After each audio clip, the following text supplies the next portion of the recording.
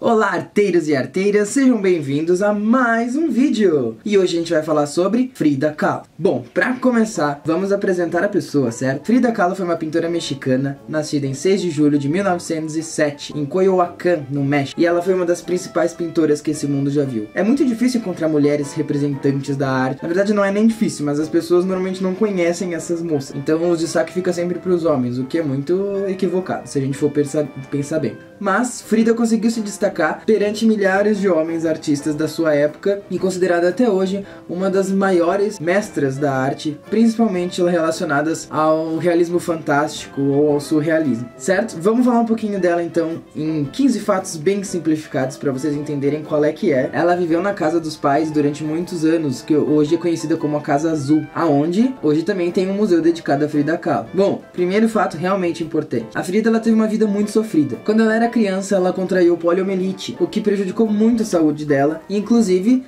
causou algumas deficiências físicas. E isso acabou acarretando até mesmo alguns apelidos para Frida, que ficou conhecida como Frida Perna de Pau, ainda aos 6 anos de idade, porque uma das suas pernas não tinha se desenvolvido direito e uma perna era mais fina que a outra. Inclusive as roupas que a Frida usa eram para disfarçar esse defeito na perna, e até mesmo os sapatos que ela usava tinham uma plataforma um pouquinho mais alta para disfarçar esse tamanho. Frida chegou a estudar medicina, mas em 1925 ela sofreu um acidente de bonde. E foi aí, a partir desse acidente, que a coisa começou a piorar. Frida só tinha 18 anos de idade, e depois desse acidente a vida dela nunca mais foi a mesma, e praticamente foi o acidente que influenciou as obras dela. O bondinho onde ela tava, e ele tombou, e uma das barras de ferro daquelas onde as pessoas seguram, acabou caindo e atravessando o corpo da Frida. Entrou pela coluna e saiu pela pelve. A coluna dela ficou praticamente estraçalhada, e a partir disso ela teve que começar a usar coletes ortopédicos e mais um monte de outros artefatos que pudessem ajudar a sustentar a coluna dela. Tanto que ela retrata até a situação da coluna dela despedaçada em alguma das suas obras. Em 1929, ela começou um relacionamento com Diego Rivera, que também era um pintor mexicano, principalmente dedicado à arte do mural. O Diego já tinha fama na cidade e no México inteiro praticamente, e a Frida acabou se apaixonando pelo trabalho de Diego e coincidentemente acabou se apaixonando também por Diego Rivera. Os dois tiveram um relacionamento extremamente conturbado, cheio de traições da parte dos dois. Mas ainda assim era muito amor para duas pessoas. Então era um vai e vem de relacionamentos, tipo termina e volta.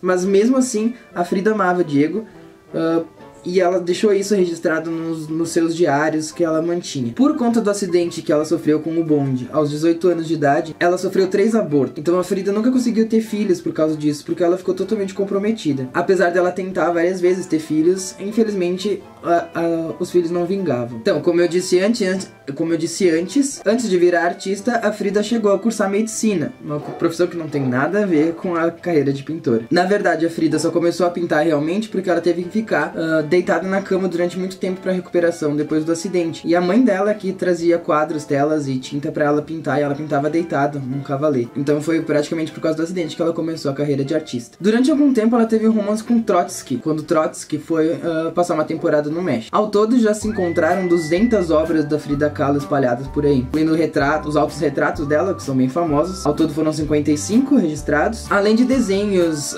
rascunhos e outras coisas que ela fazia. A Frida pintava muito autorretrato porque ela dizia, segundo ela, abre aspas, eu sou o assunto que mais conheço. Então por isso o número enorme de autorretratos dela, principalmente retratando a dor que ela sentia. Então pra ela a arte servia como uma válvula de escape para aquilo que ela estava passando. Por causa do teor fantástico das obras da Frida, onde ela coloca o rosto dela junto com um cenário totalmente surreal e fora tipo, bem imaginário, ela foi convidada por André Breton para fazer parte do grupo surrealista.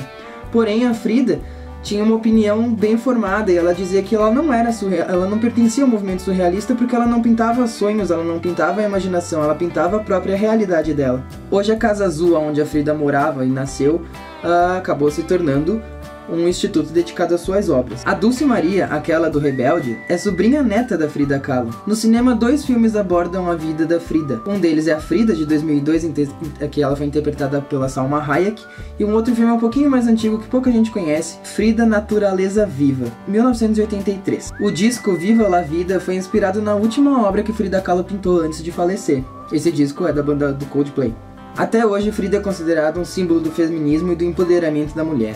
Em 1950, a Frida apesar de todo o sofrimento que passou durante todo esse tempo, teve a perna amputada por causa da poliomielite que ela teve quando criança. Em 1954, Frida Kahlo vinha a falecer com apenas 47 anos. Alguns dizem que foi por embolia pulmonar. Antes disso, ela tinha participado de algumas exposições e como ela estava entrevada na cama, ela não podia levantar, os médicos não deixavam ela levantar. E teve até mesmo um episódio que ela foi levada de cama e tudo. Levaram a cama para dentro da galeria para ela ver a exposição dedicada às obras dela. Essa foi uma das últimas exposições que a Frida pôde participar, ainda deitada na sua cama. Então em 1954 ela acabou falecendo. E nos seus diários que foram encontrados no quarto dela, ela deixou a última frase antes de morrer. E a frase é o seguinte, abre aspas: "Espero alegre a minha partida, e espero não retornar nunca mais." Fecha aspas. Ou seja, dá pra ver pela essa última frase da Frida que a vida dela foi muito sofrida, muito punk, certo? Mas mesmo assim a Frida nunca deixou de fazer suas obras, de praticar sua arte, de mostrar ao mundo qual era a ideia que ela tinha.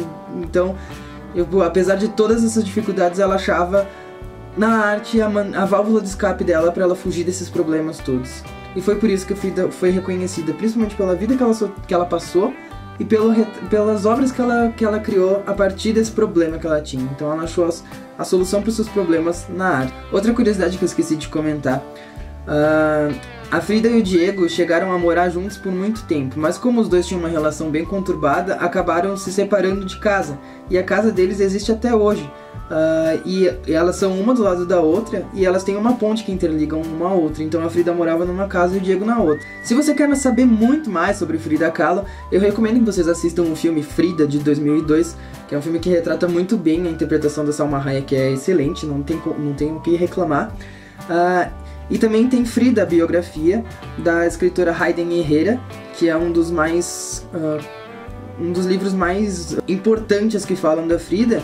E recentemente também foi publicado o Diário de Frida Kahlo, um autorretrato íntimo, que é os diários que a Frida tinha transformados em livro. Então, para quem gosta da Frida, quem quer saber muito mais sobre ela, porque ela é uma artista singular que vale muito a pena mais estudo do que só esses 15 fatos que eu falei para vocês. Então, quem tiver interesse, esses dois livros são ótimos, o filme também é ótimo. E na internet também nada de conteúdo sobre ela também, né? Então ela, apesar dela já ter falecido e a obra dela ter sido feita há muito tempo atrás, ela ainda é uma artista muito presente na nossa cultura. É bem comum encontrar retratos da Frida espalhados por aí, tampando vários tipos de objetos e levando a mensagem de vários movimentos sociais, como o feminismo e o empoderamento da mulher, que a Frida acabou virando símbolo justamente pela garra, pela coragem, pela força que ela tinha.